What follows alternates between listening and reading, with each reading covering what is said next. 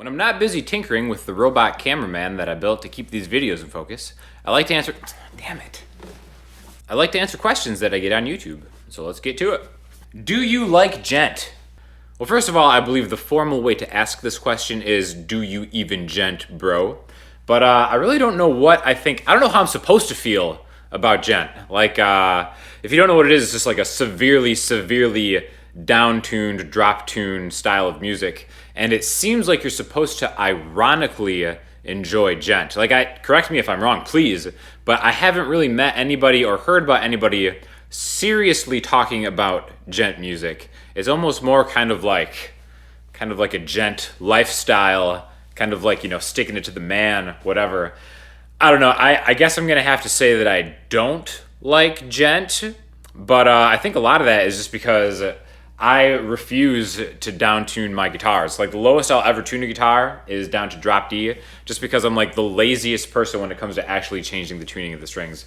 Like, standard is just where it's at. I will go out of my way to play a song very difficultly, even if it is in standard, just to avoid retuning a guitar. So, unless maybe there's something about djent that I'm just missing out, I guess I probably, sadly, do not djent.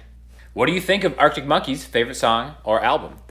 I think the great thing about Arctic Monkeys is that you can really kind of see the maturing process of a band over 5 albums. Like, when they first came out, they were kind of like a super high energy dance, not really punk group, but, you know, kind of rock group. And now they're just really kind of like a music powerhouse, honestly. Like, I love my favorite album of them is AM, the most recent one that came out, I think, in 2013. And I just think as an album, it plays great. Like, if you listen to it from top to bottom, it just really plays great as like a listening experience to an entire album, which a lot of songs or a lot of albums nowadays are kind of just a collection of songs. But I really like how they kind of did the whole thing. I think it's one of the best mixed and arranged albums, rock albums, I've heard in a long time, just because the instrumentation is kind of sparse. Like, when you see it, you can definitely hear every little thing that's going on, and whoever mixed that album did like a fantastic job. I think my favorite track on there is probably Mad Sounds, but I love all of them. Like, Number One Party Anthem, Knee Socks is a great song. I think Do I Want to Know is probably supplanted Seven Nation Army as kind of like the riff of the decade. Definitely learn how to play that.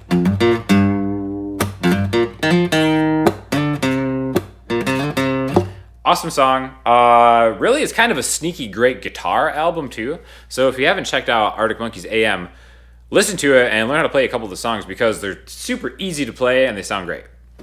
What is your favorite foreign genre? That's a great question. There's a lot of awesome foreign genres to choose from. I would have to say that my personal favorite is Brazilian Bossa Nova. There's something about that rhythm, just kind of like, for instance, like a Bossa Nova rhythm would be like...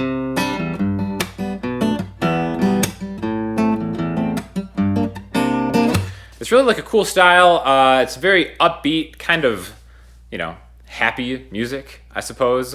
A lot of modern bands are kind of taking Bossa Nova rhythms and kind of reinventing them. Like, the new Radiohead album has a couple songs in more of like a Bossa Nova feel. So really, anytime I hear any kind of Bossa Nova guitar groove, I'm just instantly hooked. And especially that rhythm kind of lends itself to acoustic guitar playing, I think. And it sounds great on piano too.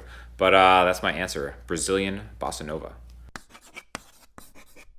So in the same vein, listening homework this week, I'm going to turn you on to the father of Bossa Nova, Antonio Carlos Jobim.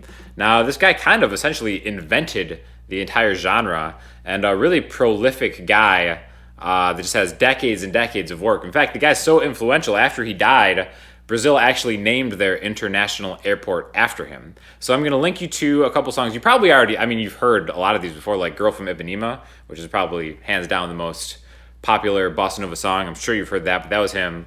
But really, all his stuff is fantastic. So Antonio Carlos Jobim, it's your listening homework for the week. As always, any comments or questions, leave them below, and I will get to them as soon as I can. Thanks a lot.